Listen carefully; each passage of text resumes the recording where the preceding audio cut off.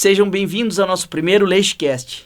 E hoje a gente vem trazendo a nossa grande colega, doutora Maria Cristina Andrade, oftalmologista veterinária, especialista em oftalmologia, e vai nos falar um pouquinho sobre as afecções oculares presentes em cães com leishmaniose. Então vamos apresentar a nossa super oftalmovete, doutora Maria Cristina Caldarte de Andrade, nossa colega querida, médica veterinária formada pela Universidade Federal do Rio Grande do Sul em 2004, com mestrado em medicina de equinos, com ênfase em oftalmologia, isso em 2012 também pela URGS, doutorado em medicina de equinos, com ênfase em oftalmologia veterinária em 2016, também na URGS. E atualmente ela é sócia da clínica Algivet de oftalmologia aqui de Porto Alegre. Seja bem-vinda, doutora, ao nosso LeixCast. Obrigada, Thiago, pelo convite. Boa noite a todos. Estou bem feliz de estar aqui falando sobre leishmaniose e as afecções oculares que a leishmania provoca. Doutora, tu consegue enumerar para nós, assim, quais são as principais afecções oftalmológicas que a leishmania provoca nos cães, né? E um percentual, se tu tem na tua experiência, em algum trabalho que tu já leu, qual é o percentual de cada afecção nos casos de leishmaniose aí que tem aparecido? Sim, é bem interessante essa pergunta, porque, na minha opinião, hoje a leishmania ela já tem uma cara, né? Então a gente olha para o paciente, o oftalmologista, né? Algumas afecções, como a episclerite, por exemplo, elas são bastante características da leishmaniose. Embora uma porcentagem mais alta, a gente encontre as blefarites, as inflamações das pálpebras, né, as uveites, as inflamações oculares. Aí em torno de... Tem um trabalho espanhol que eles falam que a uveite anterior na leishmania, em torno de 40% dos pacientes com leishmaniose apresentam a uveite, que é a inflamação ocular. Então, é uma porcentagem bem importante desses pacientes, né? Então, a gente tem que falar sobre as afecções oculares dentro da leishmaniose, porque pode ser um norte no diagnóstico, né? Com certeza. O que a gente tem visto, assim, especialmente naquelas regiões onde a leishmania não é tão comum, os veterinários têm um pouco de dificuldade e acabam chamando inicialmente o oftalmo para atender um caso de alguma dessas afecções aí. E na tua experiência, doutora, como que um veterinário comum de campo conseguiria, em que condições ele colocaria essas afecções num diagnóstico diferencial de leishmaniose? Qual a importância de colocar isso no teu modo de ver, dentro do teu diagnóstico diferencial, quando tu pega um caso desses de uma uveite, de uma blefarite, a princípio de um animal que chega diretamente para ti sem um diagnóstico de leishmania? Como que é a tua atuação? Como é que tu faz essa abordagem do paciente? Quando é que eu suspeito da leishmaniose, né? Principalmente uma blefarite, que é a inflamação das pálpebras muito severa. E é interessante que a blefarite da leishmania, como a leishmania provoca uma vasculite, ela é como se ela fizesse uma necrose da pálpebra. Então, às vezes, a gente pega aquele cão que tem a inflamação, às vezes tem crostas nas bordas da pálpebra, né? Está associado também, né, com os problemas de pele. Então, a gente olha aquele cão magro, com o pelo feio, às vezes com problema dermatite e com aquela inflamação bem intensa das pálpebras e às vezes com perda de tecido. Então o paciente não consegue nem fechar o olho em virtude dessa necrose das pálpebras provocada pela leishmania. Então eu associaria também um estado clínico ruim, né, com a blefarite. Uveite, os sinais da uveite, os clássicos são o olho esbranquiçado, né, o edema de córnea, muitas vezes fotofobia, desconforto ocular, epífora, lacrimejamento, entre outros sinais, mas esses são os mais importantes, né? Sobre conjuntivite, doutora, a gente tem muitos casos de leishmaniose que cursam com conjuntivite. Daí eu não sou oftalmo, então tenho um pouco de dificuldade de fazer essa diferenciação entre os tipos, né? Como que seria a abordagem diagnóstica num paciente positivo, como que seria a questão do tratamento nesses casos, sempre entendendo, né, que pacientes positivos precisam de tratamento sistêmico, né? Mas além desse tratamento sistêmico, como que o oftalmologista pode ajudar nós clínicos a fazer esse tratamento da conjuntivite ou da ceratoconjuntivite seca?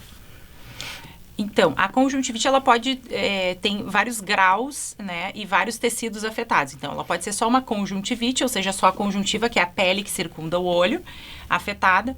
Uma ceratoconjuntivite, então eu vou ter a córnea e a conjuntiva afetada. E ela pode ser uma ceratoconjuntivite seca.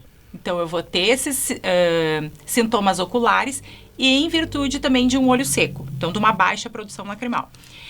Vamos dizer que, assim, em torno de 25%, esse artigo que eu comentei em espanhol, ele cita em torno de 25% dos cães têm ceratoconjuntivite ou conjuntivite, mas apenas 3% dos cães apresentariam a ceratoconjuntivite seca, então, que cursa com a diminuição na produção lacrimal.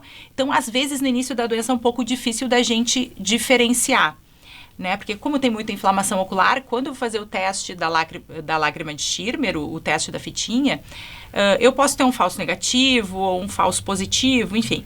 Então, normalmente, na minha experiência, as pomadas e colírios à base de corticoide, eles acabam funcionando muito bem no início do tratamento, né? E aí a gente vai vendo, se tem excesso de muco, aquela secreção mucopurulenta, então provavelmente a gente vai entrar com o tacrolimus, que é o imunoestimulante, o imunomodulador que estimula a produção lacrimal.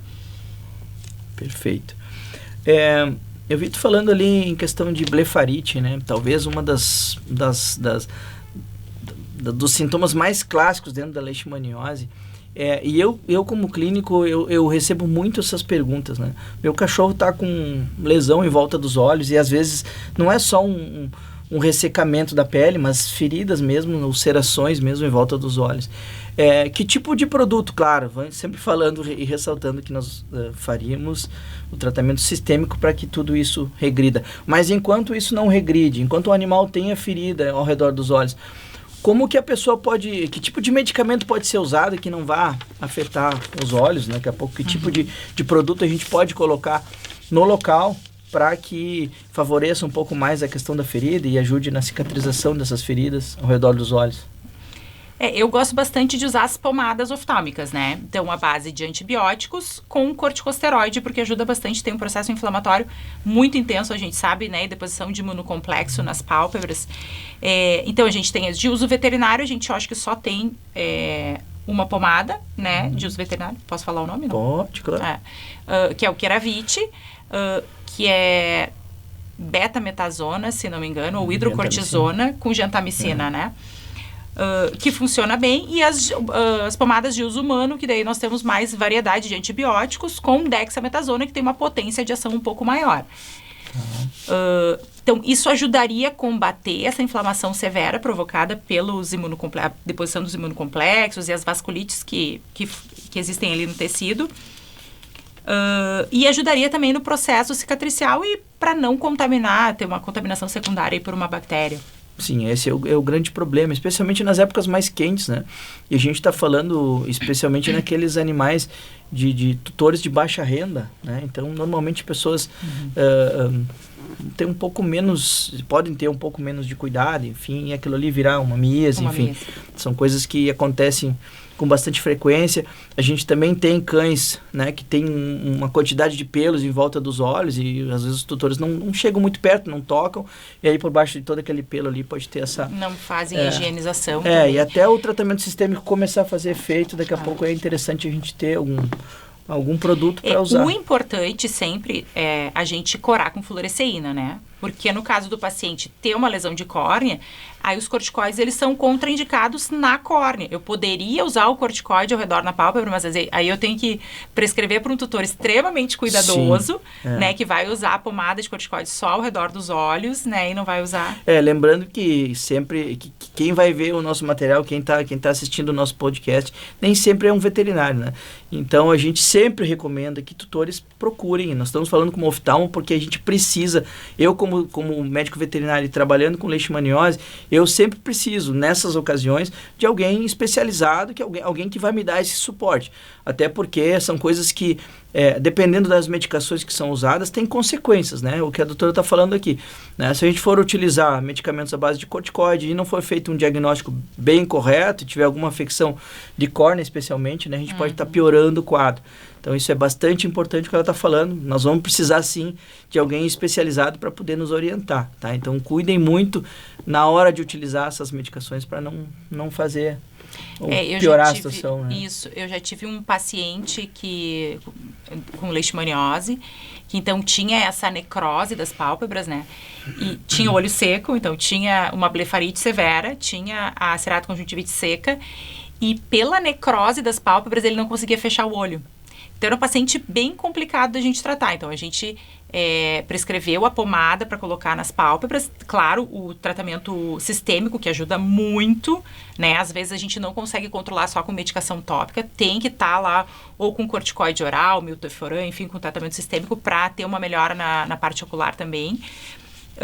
De qualquer forma, depois de um bom tempo de tratamento com o estimulante lacrimal e a pomada de corticoide, a gente conseguiu estabilizar esse paciente. Ele não fechava direito o olho, porque ele realmente teve uma necrose importante das pálpebras, né? Então, ele dormia com o olho entreaberto, mas com o uso do tacrolimus, ele estabilizou e ficou bem. Legal. Tá. E em relação às uveites, né, que tu falou lá no começo, sempre citando a questão do tratamento sistêmico, mas o que a gente pode utilizar também para ajudar a acelerar o processo de melhora clínica do paciente, assim, para que daqui a pouco isso não vire um problema maior, aguardando o resultado do tratamento sistêmico, que a gente pode trabalhar junto com o oftalmo aí para melhorar o quadro do animal. Que tipo de diagnóstico eu preciso? O que tu recomenda, assim, para poder chegar? Claro que aqui não é... Nós não estamos aqui para falar uma receita de bolo para que todo mundo aproveite e saia utilizando medicação, né? Que tipo de visualização de clínica que tu precisa ter para poder orientar nesses casos de uveites aí? Uma coisa que a gente tem que levar em consideração quando a gente trata um olho, uma inflamação ocular, é uma coisa lá da embriologia, né? Então, o olho, ele é uma estrutura que no desenvolvimento embriológico, ele é protegido do sistema imune. O que significa isso? Na verdade, são 3 órgãos, né? É o olho, o encéfalo e os testículos no macho, tá? Então, são protegidos por barreiras. Hematocular, hematoencefálica e hematotesticular. O que significa isso? Se esse órgão ele não é apresentado para o sistema imune, no momento em que existe a quebra dessa barreira, essa barreira ela impede células de grande porte entrarem dentro do olho, por exemplo, né? Então, quando existe a inflamação, existe a quebra dessa barreira e as imunoglobulinas, que são células de grande porte, entram e não reconhecem aquelas células do olho como células do organismo. Reconhecem como uma célula diferente, como um vírus, uma bactéria.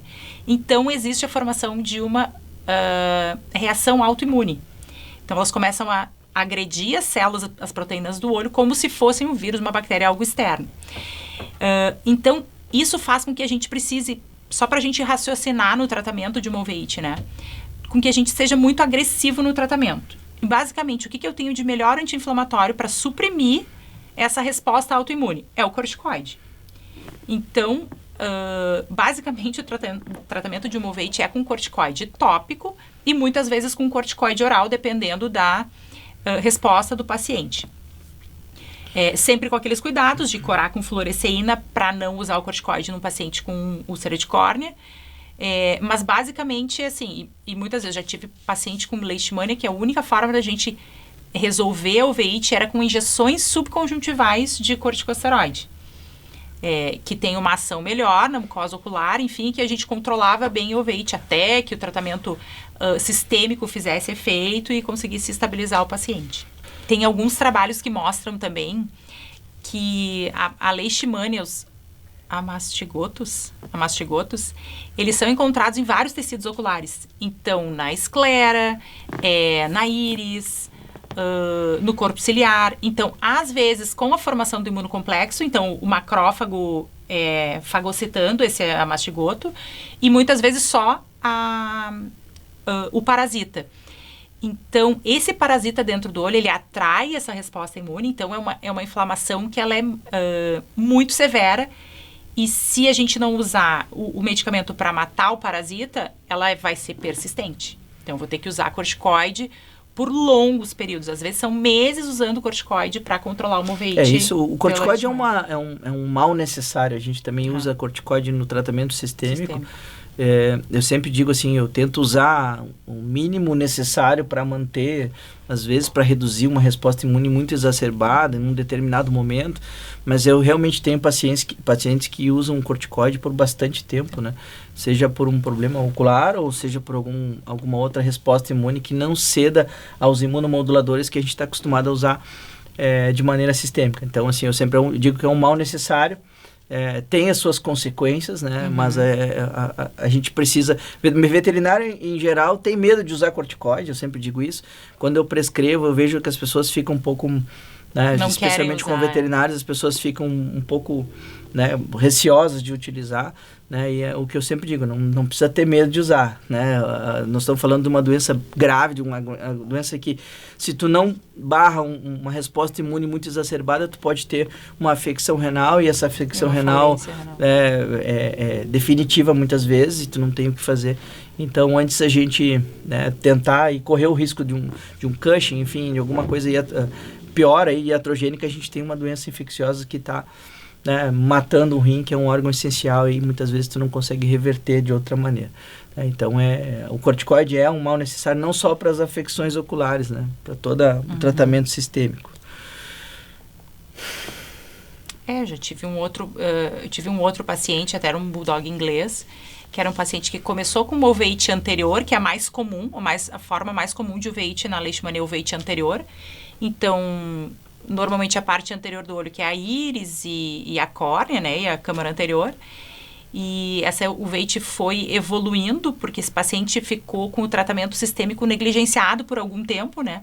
Então, mesmo que eu usasse corticoide ocular, fizesse injeções subconjuntivais, eu não conseguia controlar a uveíte desse paciente, né. E depois esse paciente acabou fazendo glaucoma bilateral e perdendo os 2 olhos. Então, quando o tutor resolveu de novo investir no tratamento sistêmico, já era tarde demais para a questão ocular, né? O paciente já tinha evoluído bastante a uveíte para um glaucoma, né? E perdeu os 2 olhos. A gente está numa região aqui, uma região endêmica nova, vamos dizer assim, dentro do mapa do Brasil. O Rio Grande do Sul não era um estado importante na quantidade de casos aí de leishmaniose. Se for pegar mapas aí de 10, 15 anos atrás, a gente praticamente não tinha casos aqui registrados, até porque muitos veterinários acabavam não notificando, porque não tinha muito o que fazer também, né?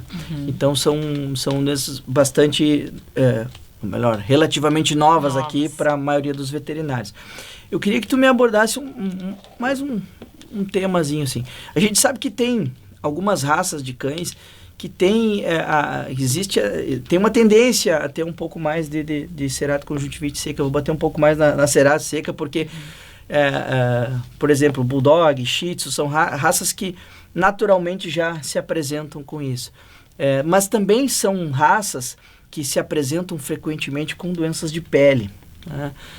O que tu acha, assim, como que tu enxerga a importância de um diagnóstico diferencial também com leishmaniose, né? Mesmo sabendo que se trata de raças que são raças que já praticamente, né, ninhadas inteiras ou famílias inteiras já têm problemas oculares relacionados à raça. Qual que é a importância que tu vê de daqui a pouco colocar dentro de um diagnóstico diferencial a questão da leishmania, né, nessas raças especialmente? Porque são aquelas coisas, mas não tem necessidade, isso é da raça, tá? Mas até quando isso vai ser considerado somente da raça? A gente sabe que tem inúmeros pacientes de leixe que são assintomáticos, né, ou que têm poucos sintomas, e daqui a pouco tem mais essa questão racial aí que também pode ser considerada, né, um animal assintomático tendo só um sintoma ocular.